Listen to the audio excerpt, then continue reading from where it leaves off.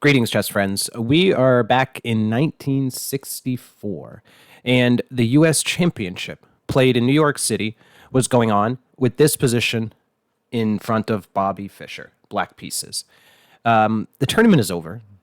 Bobby has 10 wins after 10 rounds, unparalleled. And his next closest rival, I believe, 6.5. Laughable gap between first and second. And here, all he needs to do is shake hands. And of course, he's the US champion, no doubt about that.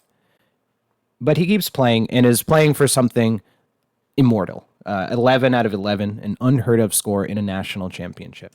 I want to draw your attention to these pawns, though. You might be asking, why is Fischer going backwards with his knight? 2 backwards knight moves. But pay attention to this sort of double isolated pawn endgame, and we're going to see a few examples after this legendary clash. So Bobby with the black pieces, and international master Anthony Sadie with the white pieces. They joked that second place Larry Evans won the tournament, and Bobby won the exhibition. I had heard that before, but Yasser seems to recount that story often. Let's talk about it. This pawn is really a weakness, and the knight can easily attack it from The knight can easily attack it from e6, from c6, from f5, and switch between these squares. Many choices. The bishop is limited by only being able to travel on one color. The bishop can never attack black's isolated pawn and is relegated to just being a defender of this pawn, or the king has to defend this pawn. Someone has to guard this pawn as it's a weakness. That puts a strain on your position. Here, notice the king will always have to be attached to it unless the bishop takes his place.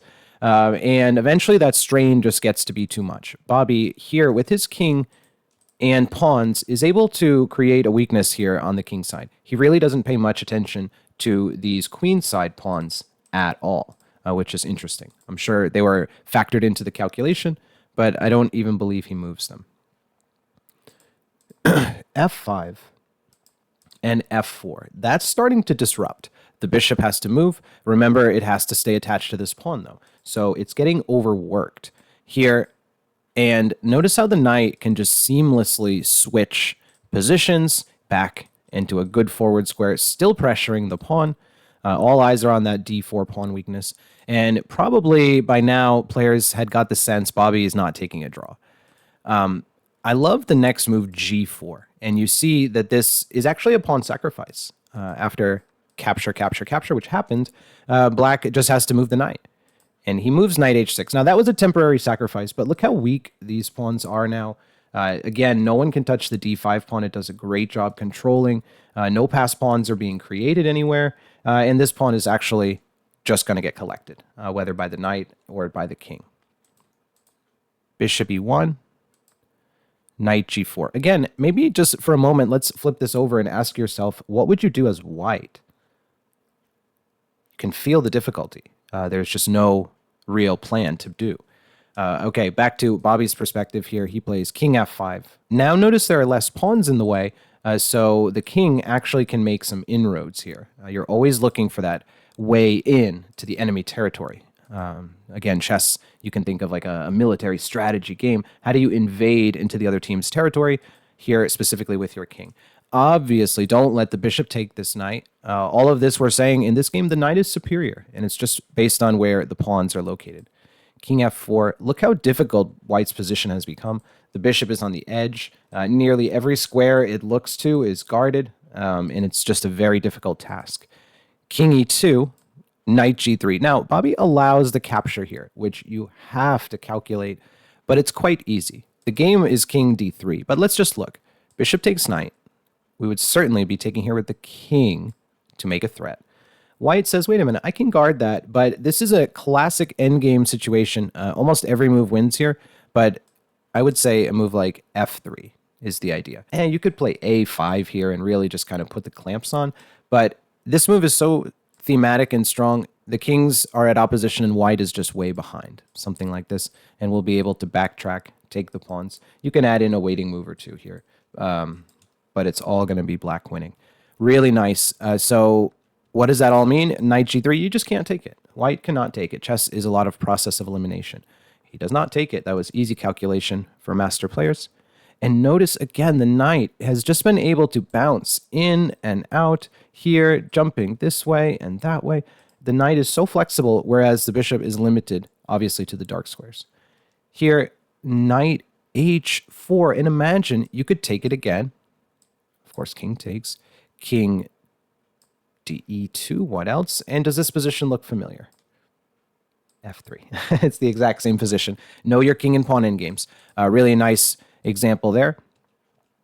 Here we go. A real game would like this. Knight h4, a5, knight takes g2. I think by now all the spectators, again, these games are not broadcast. Remember, there's either spectators right there at the board watching or some sort of manual demo board being adjusted by a runner back and forth in the old days. But I think it was clear to everyone there that Bobby was now in the driver's seat.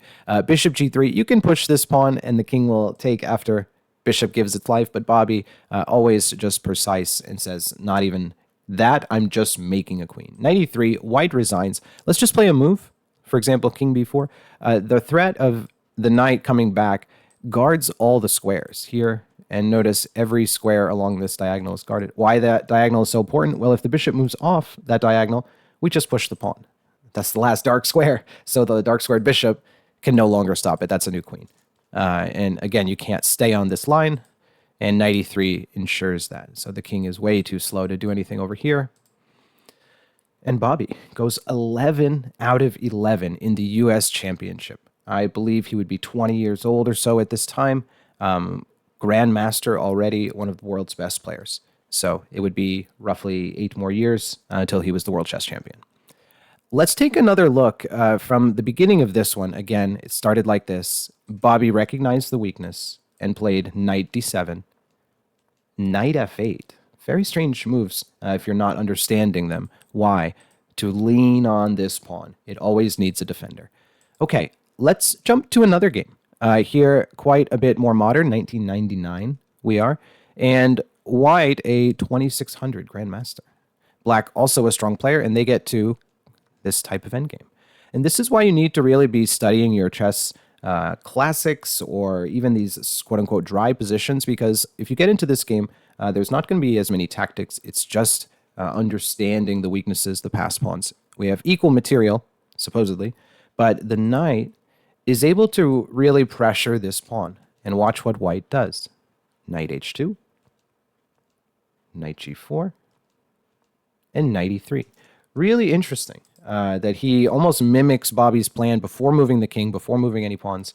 And despite a blunder was really the end of this game, I think white had the practical chances the whole time. Really a high-class game.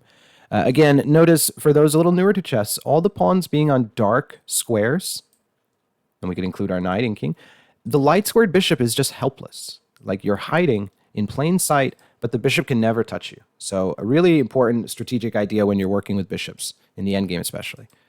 King f4, that pawn was guarded on g2, g4, and g5. Similar to Bobby, trying to make a breakthrough. In other words, the king is not going to come in on its own. You need to lead with the pawns and create some sort of, here, bishop e2, but for example, if you had captured and king captures. I see the bishop is guarding this square, but at least there's some potential for the king to make that next move, or the bishop is tied down to that square. Again, that process of elimination. You're also threatening this pawn, and so it's just getting harder and harder for black to handle all of these weaknesses. Bishop e2 was the game. Knight f5 threatens this pawn. Again, this game ended in a blunder, but I did want to show a couple variations maybe further. Here, the pawn is threatened, and you can guard it, bishop d3 or bishop h5, but he just hangs that pawn and then quickly resigns. So maybe the pressure getting to him of such a strong opponent, but let's just look a little bit. I did click through some variations, and actually white is still doing well, despite maybe the engine not recognizing everything right away. Knight g2, and we'll see the point of that in just a moment. For example, the bishop just moves, right? You have to, again, stay central, not go too far. Hard to make pass pawns, but this move back, again, it seems like nothing happened. But when you play here, let's say bishop d3, we're threatening to take. And now the king, which was overworked, if you take back, we'll take this pawn for free, and actually another. So the bishop really needs to hold on. The best engine move is f5, but now that everything is fixed, is immobile, nothing's moving. You're never moving my king. Notice everything is on the dark squares. Beautiful. Now our knight can kind of reroute itself, maybe to even f4. Somehow getting, with some patience, with some moves in between, getting our knight to f4. Remember, you have plenty of time. And when I say time, I mean moves. You have plenty of moves. There's no rush. But again, the game ended with this kind of interesting blunder. But I thought a very similar endgame. Let's see a few players here. Gufeld, a grandmaster, actually. This is a strong player and who did not at least press so hard. This game played in 1959, so even before Fischer had given us this beautiful example. But here he just captures, not exactly trying to press his advantage, perhaps trying to get the knight to e6 or c6, again, leaning on that weakness where black has really no weakness. This pawn cannot be threatened. So he just captures, and the game just quickly fizzles out to a draw. Again, we have 2 pawns here versus 2, 1 versus 1, and 1 versus 2 versus 2 over here as well. So what to say? It's just a draw. They don't go too far, and here agreed to draw, not being nearly as ambitious as the first 2 games we've seen. And this one was actually a nice game. Queen takes rook. A little bit lower rated players here. And capture. Nice little tactic to get to this moment. Very, very similar endgame. The king for white maybe a touch faster. But here, a little lower rated players. And I wanted this to be, again, educational, nothing offensive. I don't know these gentlemen. But this game was played in 2004. So I would imagine they're still around. I admire the game in here. Again, if we were playing as Bobby had done, we would have quickly just got the knight to e6. Establish this is hanging or threatened, and someone has to guard it. The babysitter, as I like to call it. Someone has to babysit this weak pawn. King f7, knight b8. There we go. Makes sense, and good understanding here by black, threatening this pawn. This one actually gets to be a funny one in the end, where it looks like there should be a win, but I don't really think so. Capture. Notice that, again, Bobby pressured the pawn and only played on the king side. He only fought over here. He did no fighting on the queen side, if you remember. So this already is kind of breaking with the established wisdom, we could call it. Here, it would have been, I would say, a worse move to play something like this, fixing all the weaknesses. Again, this knight can just reroute itself. Jump here, jump there, jump here, and then get to this great square weakness. So that's the way you want to be thinking with knights. Where is the best square for this knight? So probably exchanging the pawns is best. And again, white is hoping for a draw. So exchanging pawns gets closer to a draw. Exchanging the pawns away helps you get closer to a draw. Remember that if you're thinking a draw is the best result for you. Okay, king e6. And again, here's some exchanges that's getting us closer to a draw. Notice again, this is very common chess strategy. Black has gotten everything aligned here on the light squares, and this bishop is just blind to attack anything. So what to do? Here, and there's no inroad for the king. Notice the knight guards that square, the pawn, and so there's just no entry points. And they play quite a bit of moves here, and like I said, it actually looks even a little funny in just a moment when white plays h4, and you'd think, my goodness, everything is on the dark squares. The bishop is just boxed in, essentially. There should be a winning plan here. I like to think in a practical game that this would be pretty hard for white, but the engine just says it's defensible. We can guard all of these pawns and at the same time keep the black king out. So you can either jump here and waste tempos, or with your bishop waste them. So they do play a few more moves here, but it's hard to say that really black had any winning chances. Anytime you threaten this pawn, the bishop can keep its eye on it, and you can't overwork or zugzwang white because the king can just move left and right. If you could get this king in, it would be winning. If you could get that king there or all the way into b3, certainly winning. But there just seems to be no way. There he keeps both pawns guarded. Even if you were to make a check, we can play like this here. Well, threatening the knight works, but I was also going to say just king d3 keeps this king out. Yeah, interesting. So a few efforts here, but they agree to draw. And just a moment. Right here. Bishop takes b6.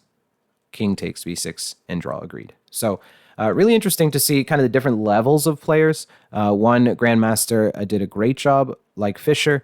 Here, this one a little unambitious, just taking and agreeing to draw. And then this one kind of hard fought, but wasn't able to find the breakthrough. So interesting that these type of games keep occurring. And again, here from the man himself, Bobby, who seemed to do this effortlessly. Really, 11 out of 11 is what it is. Just absolutely unheard of, but also the quality of the games, the instructional moments, doing it with tactics, doing it with end game understanding. Yeah, it's really something special. So study those classics, and the players, you've heard their names. Just dig into their games, try to learn from them, because those are the blueprints of how to be a great chess player. The games of the past are the blueprint. So, all right, folks, thanks again. Really appreciate it, and hope to keep making great content that everyone's been enjoying, educational, fun, and maybe, again, some kind of lessons and games you haven't seen. So thank you again, and have a good one.